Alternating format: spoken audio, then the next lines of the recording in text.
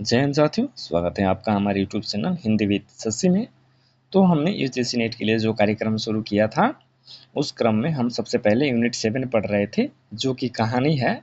और उन्हीं कहानियों के क्रम में आज हमें पढ़नी थी कोशिका घटवार। तो चलिए बिना देर किए हुए वीडियो को शुरू करते हैं और पढ़ते हैं कोशिका घटवार। तो कोशिका घटवार जो है, इसके लेखक जो है शेखर जोशी हैं। इसका प्रकाशन वर्ष 1958 है। ये कल्पना पत्रिका में प्रकाशित हुआ था, जो कि कल्पना पत्रिका हैदराबाद से प्रकाशित हुआ था। और ये कोशिका घटवार स्वयं इसी कहानी संग्रह में प्रकाशित हुआ है। अब हम क्या करेंगे, कोशिका घटवार जो कहानी संग्रह है ना, उसमें अन्य कहानियां कौन कौन सी हैं उसको भी देख लेंगे, क्योंकि कई बार इससे भी सवाल एग्जाम में बने हैं।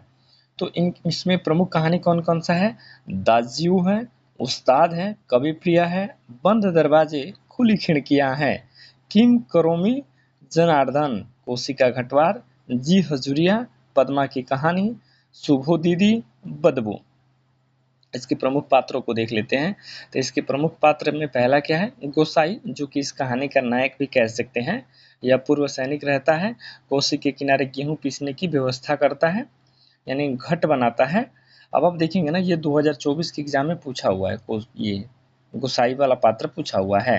उसके बाद से क्या है? एक हवलदार है धर्म सिंह, एक है किशन सिंह जिसको किसनुआ कहते हैं, एक है राम सिंह जो रमुआ है, जिससे लक्ष्मा का विवाह हुआ है, लक्ष्मा का पति है, जो कि कुछ दिन के बाद मर जाता है। फिर एक लक्ष्मा है जो गोसाई की प्रेमिका रही है, वर्तमान में विधवा है, चूंकि उसका हस्बैंड नहीं है, स्वाभिमानी स्त्री है, मायके में रहती है। उसके बाद से इसके जो कुछ की पॉइंट्स देखेंगे, उससे पहले एक चीज़ और देख लेते हैं। ये एग्ज़ाम में पूछा है, जो जून 2025 वाला एग्ज़ाम हुआ था ना 27 अगस्त को, उसमें ये क्वेश्चन पूछा हुआ है कि गोसाई के कथनों का क्रम बताएं।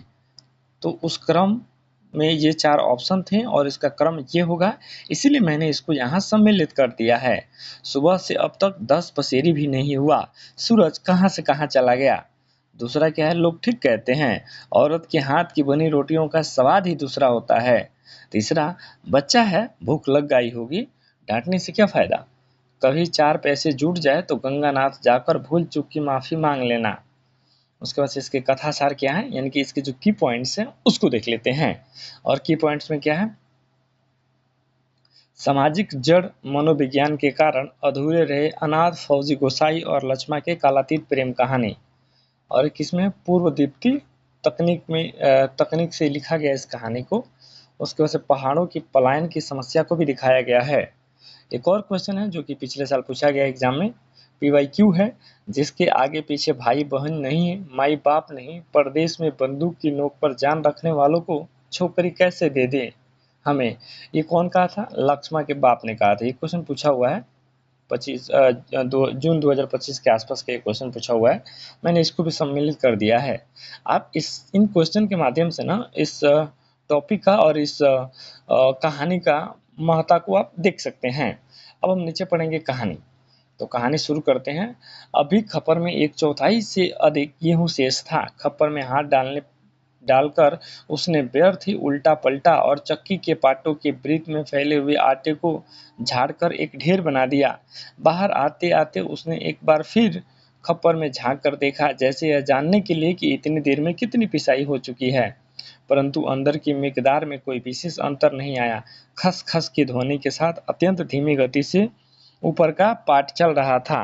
घट का प्रवेश बहुत कम ऊंचा था। खूब नीचे तक झुककर वह बाहर निकला। सर के बालों और बाहों की आटे की एक हल्की सफेद परत बैठ गई थी।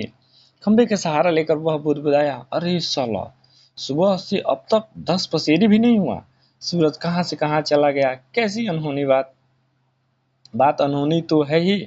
जेठ बीत रहा है, आकाश में कहीं बादल का नाम निशान ही नहीं। अन्य वर्षों अब तक लोगों की धान की रोपाई पूरी हो जाती थी, पर इस साल नदी नाले सब सूखे पड़े हैं। खेतों की सिंचाई तो दरकिनार, बीज की क्यारियां सूखी जा रही हैं। छोटे नाले गुलों के किनारे घट महीनों से बंद है। कोसी के किनारे गुसाई का यह घटा पर भी इसकी चाल ऐसी कि लद्दू घोड़े की चाल को मात देती है। चक्की के निचले खंड में लिचर लिचर सॉरी छिछर छिछर की आवाज के साथ पानी को काटते हुए मथानी चल रही थी। कितनी धीमी आवाज, कितने अच्छे खाते पीते वाले घर में दही की मथानी इससे ज्यादा शोर करती है। इसी मथानी का वह शोर होता था कि आदमी को अपनी बात नहीं सुनाई देती, और अब तो भले नदी पार कोई ही बोले तो यहाँ बात यहाँ सुनाई दे जाए। छप छप पुरानी फौजी पैंट की घुटनों तक मोड़कर गुसाई पानी की बूंद के अंदर चलने लगा। कहीं कोई सुराख निकास हो तो बंद कर दे, एक बूंद भी पानी बाहर न जाए। बूंद बूंद की कीमत है इन दिनों। प्रायः आधा फलांग चलकर वह बांध पर पहुंचा। नदी की पूरी चौड़ाई को घेरकर पानी के बहाव घट की गुल की ओर मोड़ दिया गया था।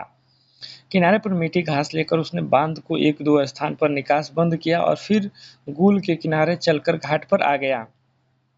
अंदर जाकर उसने फिर पाटों के वृत्त में फैले एक आटे को बुहार कर ढेरी में मिला दिया। खप्पर में अभी थोड़ा बहुत गेहूं शेष था। वह उठकर बाहर आया।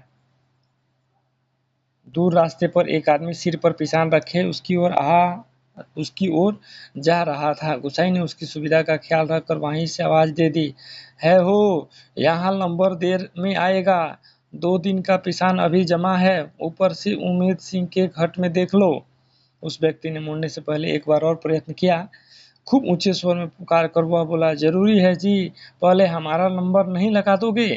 गुस्साई होंठ ही होंठ में मुस्कुराया, साला कैसे चीखता है, घट की आवाज इतनी हो कि मैं न सुन न सकूं। कुछ काम ऊंची आवाज में उसने हाथ हिलाकर उत्तर दे दिया, यहाँ जरूरी का भी बाप रखा है जी, तुम ऊपर चले जाओ।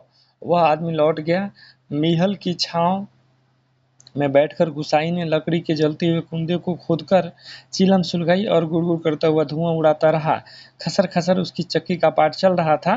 कीट कीट कीट कीट खप्पर से दाने गिराने वाली चिड़िया पाट पर टकरा रही थी। छिछर छिछर की आवाज के साथ पानी मथाने को काट रही थी, और कहीं कोई आवाज नहीं, कोसी के बहकावे में कोई भी ध्वनि नहीं। रेती पाथरों के बीच टखने टखने पत्थर पर भी अपना सर उठाए आकाश को निहार रहे थे। दोपहर ढलने पर भी इतनी तेज धूप, कहीं चिड़ैया भी नहीं बोलती, किसी प्राणी का अप्रिय स्वर।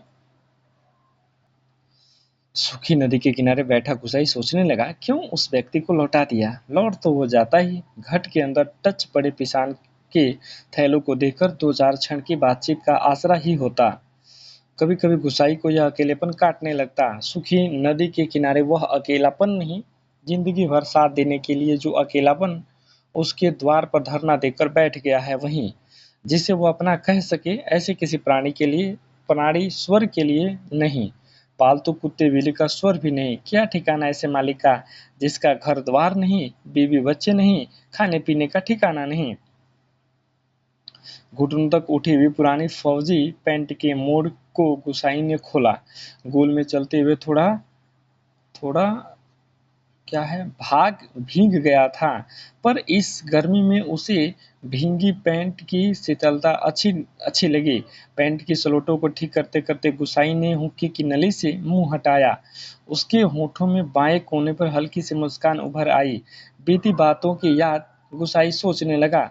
इसी पैंट की बदौलत वह अकेलापन उसे मिला है। नहीं, याद करने को मन नहीं करता, पुरानी बहुत बातें भूल गया है, पर हवलदार साहब की पैंट की बात उसे नहीं भूलती। ऐसे ही फौजी पैंट पहनकर हवलदार धर्म सिंह आया था। देखेंगे हवलदार धर्म सिंह आया था। लॉन्ड्री की धूली नोकदार क्रीज वाली पैंट, वैसा ही पैंट पहनने की महत्वाकांक्षा लेकर गुसाई फौज में गया था, पर फौज से लौटा तो पैंट के साथ साथ जिंदगी का अकेलापन भी उसके साथ आ गया। पैंट के साथ और भी कितनी स्मृतियां संबंध हैं। इस बार की छुट्टियों की बात, कौन महीना? बैसाखी था। सर पर क्रॉस खुखरी के क्रेस्ट वाली काली किस्तीनुमा टोपी को तिरछा रखकर फौजी वर्दी में वह पहली बार एनुअल लीव पर आया था, तो चीड़ वन की आग की तरह खबर इधर उधर फैल गई थी। बच्चे बूढ़े सभी उससे मिलने आए थे। चाचा का गोठ एकदम भर गया था। ठसाठस बिस्तर की नई एकदम साफ जगमग लाल नीली धारियों वाली दरी आंगन में बिछानी पड़ी थी लोगों को बिठाने के लिए। खूब याद है, आंगन का गोबर दरी में लग गया था। बच्चे बूढ़े सभी आए थे। सिर्फ चन्ना गुण या हल्दानी के तंबाकू का लोभ ही नहीं था, कल के शर्मीले गुसाई को इस नए रूप में देखने का कौतूहल भी था। पर गुसाई की आंखें उस भीड़ में जिसे खोज रही थी वह वहां नहीं थी। नाला पार पार के अपने ही गांव के भैंस के कटिया को खोजने के बहाने दूसरे दिन लक्ष्मा आई थी, पर गुसाई उस दिन उससे मिल न सका। गांव के छोकरे ही गुसाई की जान को बवाल हो गए थे। बूढ़े नरसिंह प्रधान उन दिनों ठीक ही कहते थे। आजकल गुसाई को देखकर सुबनकिया का लड़का भी अपने फटी घर की टोपी को तिरछी पहनने लग गया है। दिन रात बिल्ली के बच्चों की तरह छोकरे उसके पीछे लगे रहते थे, सिगरेट, बीड़ी या गपशप के लोभ में। एक दिन बड़ी मुश्किल से मौका मिला था उसे। लक्ष्मा को पात पतेल के लिए जंगल जाते देखकर वह छोकरों से कांकड़ के शिकार का बहाना बनाकर अकेले जंगल को चल दिया था। गांव की सीमा से बहुत दूर काफल के पेड़ के नीचे गुसाई के घुटनों पर सर रखकर लेटी लेटी लक्ष्मा काफल खा रही थी। काफल एक जंगली पौधा होता है, पेड़ होता है। पक्के गदराए गहरे लाल लाल काफला। खेल खेल में काफलों की छीना झपटी करते गुसाई ने लक्ष्मा की मुट्ठी भींच दी थी।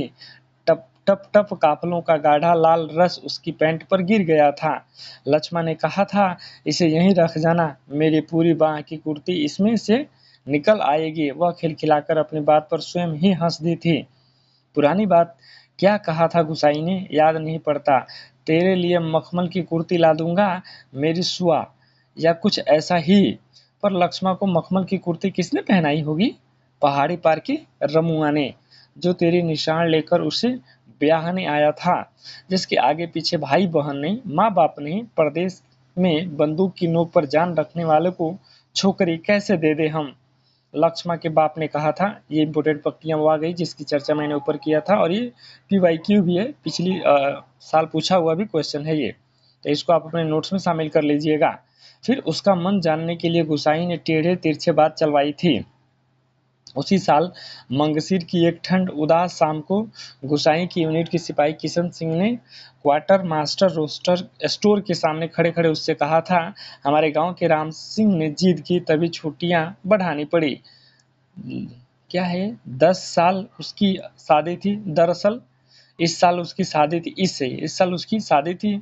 खूब अच्छी औरत मिली है यार, शक्ल सूरत भी खूब है, एकदम पटाखा, बड़ी हंसमुख है। तुमने तो देखा ही होगा ना, तुम्हारे गांव के नजदीक ही है। लक्ष्मा लक्ष्मा कुछ ऐसा ही नाम है। देख सकते हैं उसका जिक्र हो रहा है इसमें। गुसाई को याद नहीं पड़ता कौन सा बहाना बनाकर वह किशन सिंह के पास से चला आया था। रम डे थे उस दिन। हमेशा आधा पैग लेने वाला गुसाई उस दिन पेशी करवाई थी मलेरिया प्रिकॉशन न करने के अपराध में। सोचते सोचते गुसाई बदबुदाया। फिर आगे देखेंगे। गुसाई सोचने लगा, उस साल छुट्टियों में घर से विदा होने की एक दिन पहले वह मौका निकालकर लक्ष्मा से मिला था। गंगनाथ गंगनाथ जू की कसम, जैसा तुम कहोगे मैं वैसा ही करूंगी, आंखों में आंसू भरकर लक्ष्मा ने कहा था। बस उसे यह सोचता आया है कि लक्ष्मा से भेंट होगी तो वो अवश्य ही कहेगा कि वह गंगनाथ जाकर लगाकर प्रायश्चित जरूर कर ले। देवी देवताओं की झूठी कस्में खाकर उन्हें नाराज करने से क्या लाभ।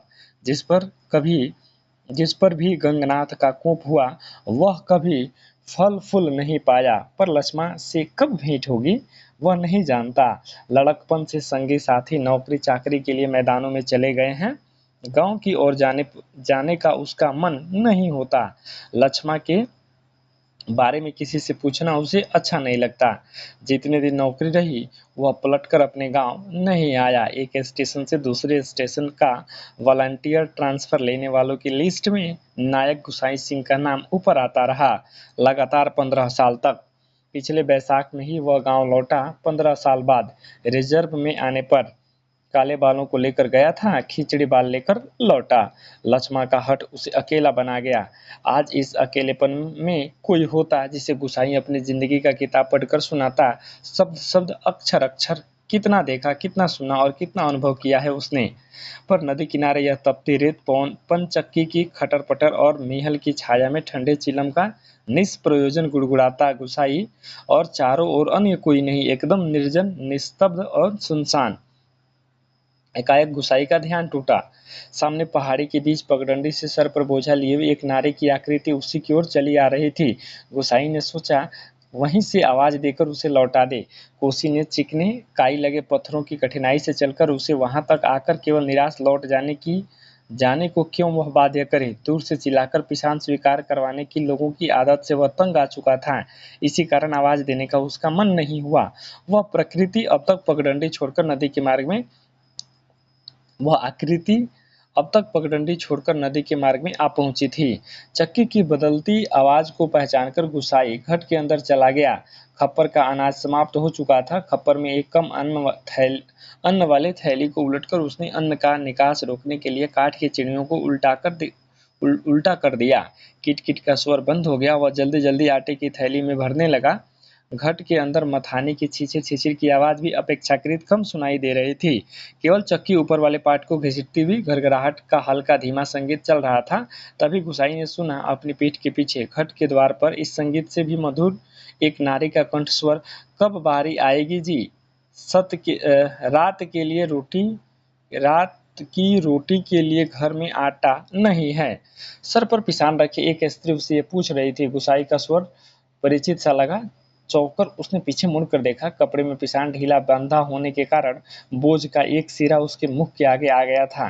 गुसाई उसे ठीक से नहीं देख पाया, लेकिन तब भी उसका मन जैसे आशंकित हो उठा। अपनी शंका का समाधान करने के लिए वह बाहर आने को मुड़ा, लेकिन तभी अंदर जाकर पिसान के थैलों को इधर उधर रखने लगा। काठ की चिड़िया किट किट बोल रही थी। उसे अपनी गति के साथ गुसाई को अपने हृदय की धड़कन का आभास हो रहा था। घट के छोटे कमरे में चारों ओर पीसे हुए अन्न का चूर्ण फैल रहा था, जो अब तक गुसाई के पूरे शरीर पर छा गया था। इसी कृत्रिम सफेदी के कारण वह वृद्ध सा दिखाई दे रहा था। स्त्री ने उसे नहीं पहचाना। उसने दोबारा ही वे शब्द दोहराए कि वह अब भी तेज धूप में बोझा सर पर रखे हुए गुसाई को उत्तर पाने की आतुर थी। शायद नकारात्मक उत्तर मिलने पर वह उल्टे पांव लौटकर किसी अन्य चक्की का सहारा लेती। दूसरी बार प्रश्न को गुसाई न टाल पाया, उत्तर देना ही पड़ा। यहाँ पहले ही टीला लगा है, देर तो होगी ही, उसने दबे दबे स्वर में कह दिया। स्त्री ने किसी प्रकार की अनुनय विनय नहीं की। शाम के आटे के प्रबंध करने के लिए वो दूसरी चक्की का सहारा लेने को लौट पड़ी। गुसाई झुककर घट से बाहर निकला। मुड़ते समय स्त्री की झलक देखकर उसका संदेह विश्वास में बदल गया था। हताश सा वह कुछ क्षणों तक उसे जाते हुए देखता रहा, फिर अपने हाथों तथा सिर पर गिरे हुए आटे को झाड़कर एक दो कदम आगे बढ़ा। उसके अंदर किसी अज्ञात शक्ति ने जैसे वापस जाती हुई स्त्री को बुलाने को बाध्य कर दिया। आवाज देकर उसे बुला लेने को उसने मुंह खोला, परंतु आवाज न दे सका। एक झिझक, एक असमर्थता थी जो उसका मुंह बंद कर रही थी। वह स्त्री नदी तक पहुंच चुकी थी। गुसाई के अंतर में तीव्र उथल पुथल मच गई। इस बार आवेग इतना तीव्र था कि वह स्वयं को नहीं रोक पाया। लड़खड़ाती आवाज में उसने पुकारा, लक्ष्मा। घबराहट के कारण वह पूरे जोर से आवाज नहीं दे पाया था। स्त्री ने उसकी आवाज नहीं सुनी। इस बार गुसाई ने स्वस्थ होकर पुनः पुकारा, लक्ष्मा लक्ष्मा। लक्ष्मा ने पीछे मुड़कर देखा। मायके में उसे सभी इसी नाम से पुकारते थे। यह संबोधन उसके लिए स्वाभाविक था, परंतु उसे शंका शायद यह थी कि चक्की वाला एक बार पिसान स्वीकार न करने पर भी दोबारा उसे बुला रहा है, या उसे केवल भ्रम हुआ है। उसने वहीं से पूछा, मुझे पुकार रहे हैं जी? मुझे पुकार रहे हैं जी? गुसाई ने संयत स्वर में कहा, हाँ, ले आ, हो जाएगा। लक्ष्मा क्षण भर रुकी और फिर घट की ओर लौट आई। अचानक साक्षात्कार होने का मौका न देने की इच्छा से गुसाई व्यस्तता का प्रदर्शन करता हुआ मिहल की छांव में चला गया। लक्ष्मा पिसान का थैला घट के अंदर रख आई। बाहर निकलकर उसने आंचल के कोर से मुंह पोंछा। तेज धूप में चलने के कारण उसका मुंह लाल हो गया था। किसी पेड़ की छाया में विश्राम करने की इच्छा से इसने उधर उधर देखा। मीहल के पेड़ की छाया घट की ओर पीठ किए गुसाई बैठा हुआ था। निकट स्थान में दाड़िम के पेड़ की छां को छोड़कर अन्य कोई बैठने लायक स्थान नहीं था। उसी ओर वो चलने लगे। तो एक दाड़िम जंगली पौधा है, पहाड़ी पौधा है, फिर एक मीहल भी क्या है, जंगल के पेड़ पौधों के ही नाम है। गुसाई की उदारता के कारण रणी सा होकर उसने जैसे ही निकट आते आते कहा, तुम्हारे बाल बच्चे जीते रहे घटवार जी, बड़ा उपकार का काम कर दिया तुमने। ऊपर के घट में भी जाने कितनी देर में लंबर मिलता। अजाज संतति के प्रति दिए गए आशीर्वचनों से गुसाई ने मन ही मन विनोद के रूप में ग्रहण किया। इस कारण उसकी मानसिक उथल पुथल कुछ कम हो गई। लक्ष्मा उसकी ओर देखे इससे पूर्व ही उसने कहा, जीते रहे तेरे बाल बच्चे। लक्ष्मा मायके कब आई? गुसाई ने अंतर में घुमड़ती आंधी को रोककर यह प्रश्न इतने संयत स्वर में किया जिससे भी वन्य आदमियों की तरह लक्ष्मा के लिए एक साधारण व्यक्ति हो। दाड़िम की छाया में पात पतेलकल झाड़कर बैठते लक्ष्मण ने संक दृष्टि से गुसाई की ओर देखा। कोसी की सूखी धार अचानक जल प्लावित होकर बहने लगी तो भी लक्ष्मण इतना आश्चर्य न होता जितना अपने स्थान से केवल 4 कदम की दूरी पर गुसाई को इस रूप में देखने पर हुआ। विस्मय से आंखें फाड़कर वह उसे देखे जा रही थी, जैसे अब भी उसे विश्वास न हो रहा हो कि जो व्यक्ति उसके सम्मुख बैठा है वह उसका पूर्व परिचित गुसाई ही है। तुम तुम जाने लक्ष्मण क्या कहना चाहती थी? शेष शब्द उसके कंठ में ही रह गए। हाँ, पिछले साल पलटन से लौट आया था, वक्त काटने के लिए घट लगवा लिया है। गुसाई ने ही पूछा। बाल बच्चे ठीक हैं? आंखें जमीन पर टिकाए गर्दन हिलाकर संकेत से उसने कुशलता की सूचना दे दी। जमीन पर एक गिरे दाड़िम के फूलों को हाथों में लेकर लक्ष्मण उसकी पखुंडियों को एक एक करके निरुद्देश्य तोड़ने लगे और गुसाई पतली सीख लेकर आग को कुरेदता रहा। बातों के क्रम बनाने के लिए गुसाई ने पूछा, तू अभी और कितने दिन मायके ठहरने वाली है? अब लक्ष्मण के लिए अपने आप को रोकना असंभव हो गया था। टप टप वह सर नीचा की आंसू गिराने लगी। सिसकियों के साथ साथ उठते गिरते कंधों को गुसाई देखता रहा। उसे यह नहीं सूझ रहा था कि किन शब्दों में अपनी सहानुभूति प्रकट करे। इतनी देर के बाद सहसा गुसाई का ध्यान लक्ष्मण के शरीर की ओर गया। उसके गले में चढ़े उस सुहाग चिन्ह नहीं था। हतप्रभ सा गुसाई उसे देखता रहा। अपनी व्यवहारिक अज्ञानता पर उसे बेहद झुंझलाहट हो रही थी। आज अचानक लक्ष्मण से भेंट हो जाने पर उन सब बातों को भूल गया जिसे वो कहना चाहता था। इन क्षणों में वह केवल मात्र श्रोता बनकर रह जाना चाहता था। गुसाई की सहानुभूति दृष्टि पाकर लक्ष्मण आंसू पोंछती हुई अपना दुखड़ा रोने लगे। जिसका भगवान नहीं होता उसका कोई नहीं होता। जेठ जेठानी से किसी तरह पिंड छुड़ाकर यहाँ माँ की बीमारी में आई थी, वह भी मुझे छोड़कर चली गई। एक अभागा मुझे रोने को रह गया, उसी के लिए जीना पड़ रहा है, नहीं तो पेट पर पत्थर बांधकर कहीं डूब मरती, जंजाल कटता। यहाँ काका काकी के साथ रह रही हो? गुसाई ने पूछा। मुश्किल पड़ने पर कोई किसी का नहीं होता जी। बाबा की जायदाद उनकी आंखें लगी हैं, सोचते हैं कहीं मैं हक न जमा लूं। मैंने साफ साफ कह दिया है, मुझे किसी का कुछ लेना देना नहीं। जंगल का लीसा ढो ढोकर अपनी गुजर कर लूंगी, किसी की आंख का कांटा बनकर नहीं रहूंगी। गुसाई ने किसी प्रकार की मौखिक संवेदना नहीं प्रकट की, केवल सहानुभूतिपूर्ण दृष्टि से उसे देखता रहा। दाड़िम के वृक्ष से पीठ टिकाकर लक्ष्मण घुटने मोड़कर बैठी थी। गुसाई सोचने लगा, 15-16 साल किसी की जिंदगी में अंतर लाने के लिए कम नहीं होते। समय का वो अंतराल लक्ष्मण के चेहरे पर भी एक छाप छोड़ गया था, पर उसे लगा उस छाप के नीचे वो आज भी 15 वर्ष पहले के लक्ष्मण को देख रहा है। कितनी तेज धूप है इस साल। लक्ष्मण का स्वर उसके कानों में पड़ा, प्रसंग बदलने के लिए, जैसे ही लक्ष्मण ने यह बात जानबूझकर कही हो। और अचानक उसका ध्यान उस ओर चला गया जहां लक्ष्मण बैठी थी। दाड़िम की फैली फैली अर्ध ढकी डालों से छनकर धूप उसके शरीर पर पड़ रहा था। सूरज की पतली किरण न जाने कब से लक्ष्मण के माथे पर गिरी हुई एक लट को सुनहरी रंगीनी में डुबा रही थी। गुसाई एकटक उसे देखता रहा। दोपहर तो बीत चुकी होगी। लक्ष्मण ने प्रश्न किया तो गुसाई का ध्यान टूटा। हाँ, अब तो 2 बजने वाले होंगे। उसने कहा, इधर धूप लग रही है तो इधर आ जाओ छांव में। कहता हुआ गुसाई एक जम्हाई लेकर अपने स्थान से उठ गया। नहीं, यही ठीक है, कहकर लक्ष्मण ने गुसाई की ओर देखा, लेकिन वो अपनी बात कहने के साथ ही दूसरी ओर देखने लगा था। घट में कुछ देर पहले डाला हुआ पिसान समाप्ति पर था। नंबर पर रखे हुए पिसान की जगह उसने जाकर जल्दी जल्दी लक्ष्मण का अनाज खप्पर में खाली कर दिया। धीरे धीरे चलकर गुसाई गुल के किनारे तक गया और अपनी अंजुली से भर भर कर उसने पानी पिया और फिर पास ही एक बंजर घट के अंदर जाकर पीतल और एल्युमिनियम के कुछ बर्तन लेकर आग के निकट लौट आया।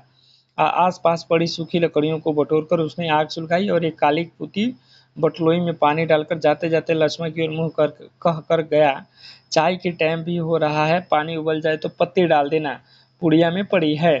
लक्ष्मण ने उत्तर नहीं दिया। वह उसे नदी की ओर जाने वाली पगडंडी पर जाता हुआ देखती रही। सड़क किनारे दुकान से दूध लेकर लौटते लौटते गुसाई को काफी समय लग गया था। वापस आने पर उसने देखा कि एक 6-7 वर्ष का बच्चा लक्ष्मण के देह से सटकर बैठा हुआ है। बच्चे का परिचय देने की इच्छा से जैसे लक्ष्मी ने कहा, इस छोकरे की घड़ी भर के लिए चैन नहीं मिलता, जाने कैसे पूछता खोजता मेरी जान खाने यहाँ भी पहुंच गया है।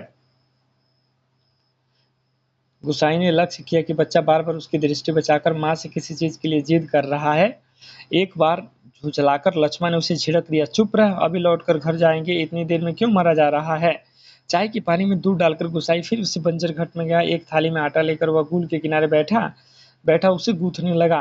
महल के पेड़ की ओर आते समय उसने साथ में 2 बर्तन और ले लिए। लक्ष्मण ने बटलोई से दूध चीनी डालकर चाय तैयार कर दी थी। एक गिलास में एक एनेमल का मग और एक अल्युमिनियम के मस्टिन में गुसाई ने चाय डालकर आपस में बांट ली और पत्थरों से बने बेढंग चूल्हों के पास बैठकर रोटियां बनाने का उपक्रम करने लगा। हाथ का चाय गिलास जमीन पर टिकाकर लक्ष्मण बोली, आटे की थैली अपनी ओर घिसकाकर उसने स्वयं रोटी पका देने की इच्छा ऐसे स्वर में प्रकट की कि गुसाई ना कह सका। वह खड़ा खड़ा उसे रोटी पकाते हुए देखते रहा। गोल गोल डिबियां सरीखी रोटियां चूल्हे में खिलने लगी।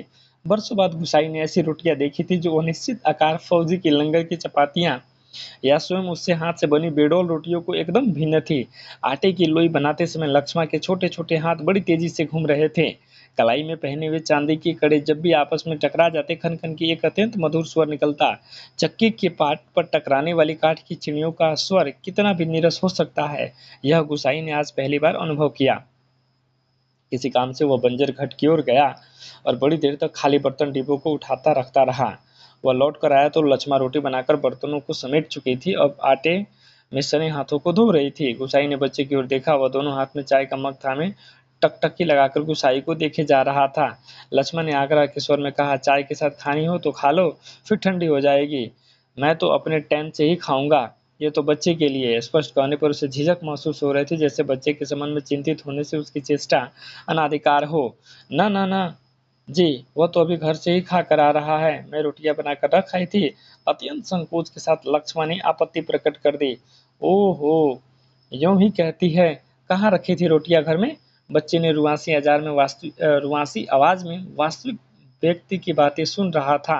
रोटियों को देखकर उसका संयम ढीला पड़ गया था। चुप! आंखें तरेर कर लक्ष्मण ने उसे डांट दिया। बच्चे के इस कथन से उसकी स्थिति हास्यास्पद हो गई थी। इसी कारण लज्जा से उसका मुंह आरक्त हो उठा।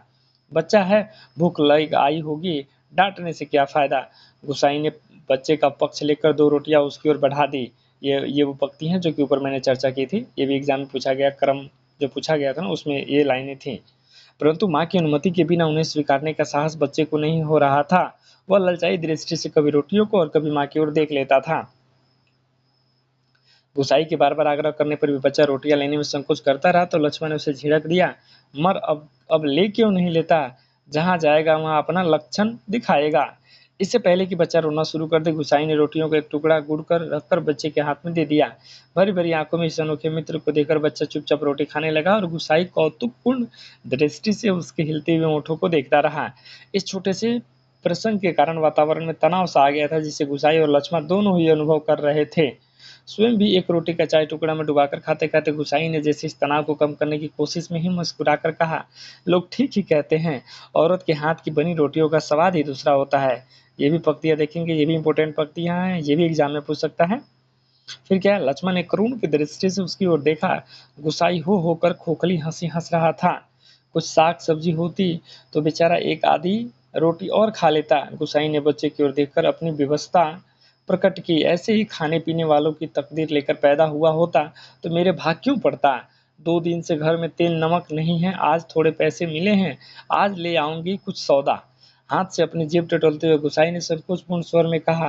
लक्ष्मण ने जिज्ञासा से उसकी ओर देखा। गुसाई ने जब एक जेब से एक नोट निकालकर उसकी ओर बढ़ाते हुए कहा, ले, काम चलाने के लिए रख ले, मेरे पास अभी और हैं, परसों दफ्तर से मॉर्निंग ऑर्डर आया था।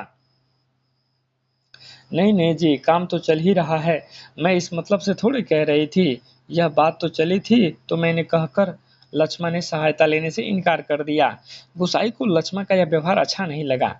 रुकी आवाज में वह बोला, दुख तकलीफ के वक्त ही आदमी आदमी के काम नहीं आया तो बेकार है। कितना कमाया, कितना फूका हमने इस जिंदगी में, कोई हिसाब पर क्या फायदा, किसी के काम नहीं आया। इसमें एहसान की क्या बात है, पैसा तो मिट्टी है। और किसी के काम नहीं आया तो एकदम मिट्टी, एकदम मिट्टी। ये भी इंपॉर्टेंट लाइन है, इसको भी आप नोट्स में शामिल कर लेंगे। इसमें एहसान की क्या बात है, पैसा तो मिट्टी है साला, किसी के काम नहीं आया तो मिट्टी, एकदम मिट्टी। ये भी आ सकता है कि ये पंक्तियां जो है ना किसकी हैं, तो ये पंक्तियां गुसाई का है। फिर अगला क्या है, परंतु गुसाई के इस तर्क के बावजूद भी लक्ष्मण अड़ी रही। बच्चे के सर पर हाथ फेरते हुए उसने दार्शनिक गंभीरता से कहा, गंगनाथ दाहिने रहे तो भला बुरा दिन भी निभ ही जाते हैं जी। पेट का क्या है, घट के खप्पर की तरह जितना डालो कम हो जाए। अपने पराये प्रेम से हंस बोल दे तो वह बहुत कुछ हैं दिन काटने के लिए। ये भी प्रमुख पंक्ति हैं, ऑलरेडी देख रहे हैं नोट्स में ही आपको अंडरलाइन किया हुआ है, तो इसको भी आप अपने नोट्स में शामिल कर लेंगे। गुसाई ने गौर से लक्ष्मा के मुख की ओर देखा। वर्षों पहले उठे हुए ज्वार और तूफान वहां कोई चिन्ह शेष नहीं था। अब वह सागर जैसी सीमाओं में बंध कर शांत हो चुका था। रुपया लेने के लिए लक्ष्मा से अधिक आग्रह करने पर उसका साहस नहीं हुआ, पर गहरे असंतोष के कारण बुझा बुझा सब धीमी चाल से चलकर वहां से हट गया। सहसा उसकी चाल तेज हो गई और एक घट के अंदर जाकर उसने एक बार संकित दृष्टि से बाहर की ओर देखा। लक्ष्मा उस ओर पीठ किए बैठी थी।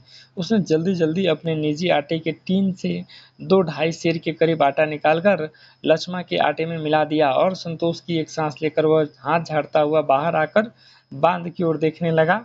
ऊपर बांध पर किसी ऐसे घूमते हुए देखकर उसने हाँक दी। शायद खेत की सिंचाई के लिए कोई पानी तोड़ना चाहता था। बांध की ओर जाने से पहले वह एक बार लक्ष्मा के निकट गया। पिसान पीस जाने की सूचना उसको देकर लौटते ही ठिठक कर खड़ा हो गया। मन की बात कहने से जैसे उसको झिझक हो रही हो। अटक अटक कर वह बोला, लक्ष्मा। लक्ष्मा ने सिर उठाकर उसकी ओर देखा। गुसाई को चुपचाप अपनी ओर देखते हुए पाकर उसने संकोच होने लगा। वह न जाने क्या कहना चाहता है। इस बात की आशंका से उसके मुंह का रंग अचानक फीका होने लगा, पर गुसाई ने झिझकते हुए केवल इतना ही कहा, कभी 4 पैसे जुड़ जाए तो गंगनाथ का जागर लगाकर भूल चूक की माफी मांग लेना। पूत परिवार वाले को देवी देवता का कोप से बचा रहना चाहिए। लक्ष्मा की यह बात सुनने के लिए वह नहीं रुका। ये भी इंपोर्टेंट देखेंगे पंक्तियां हैं, ये भी पूछा हुआ है, इसीलिए इसको ऑलरेडी अंडरलाइन किया गया हुआ है, तो आप भी इसको अपने नोट्स में शामिल कर लीजिएगा। लक्ष्मा की बात सुनने के लिए वह नहीं रुका। पानी तोड़ने वाले खेतिहर से झगड़ा निपटाकर कुछ ही देर बाद लौटते हुए उसने देखा, सामने वाले पहाड़ की पगडंडी पर सर आटा लिए लक्ष्मा अपने बच्चों के साथ धीरे धीरे चली जा रही थी। वह उन्हें पहाड़ी के मोड़ तक पहुंचने तक टकटकी लगाकर टकटकी बांधे देखता रहा। घट के अंदर काठ की चिड़िया अब भी किट किट आवाज कर रही थी। चक्की का पाट खिसर खिसर चल रहा था और मथाने की पानी काटने की आवाज आ रही थी, और कहीं कोई स्वर नहीं, सब सुनसान निस्तब्ध। एक अधूरी प्रेम कहानी है। तो इस तरह की जो कहानियां है ना, वो मन को झकझोर देती है कि किसी व्यक्ति के जीवन का जो अकेलापन होता है उसमें व्यक्ति कैसे जीता है, कैसे रहता है, अपने आप को संभालता है। उसका ये जीता जागता कहानी कोसी का घाटवार जो कि आपके समक्ष था।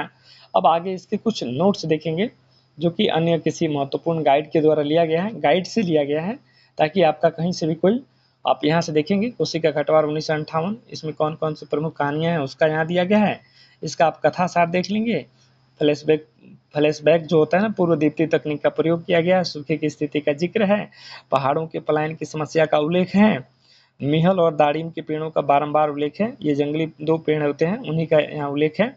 उल्लेखित स्थान हल्दानी और गंगनाथ नाम का है इसमें। अब फिर देखेंगे गुसाई देख लेंगे, ये इसका पात्र है, ठीक है, जो कि सैनिक है। अब आगे देखेंगे, इसमें आगे है यहाँ पे लक्ष्मा की जो बात चली आप यहाँ से देख ही रहे हैं।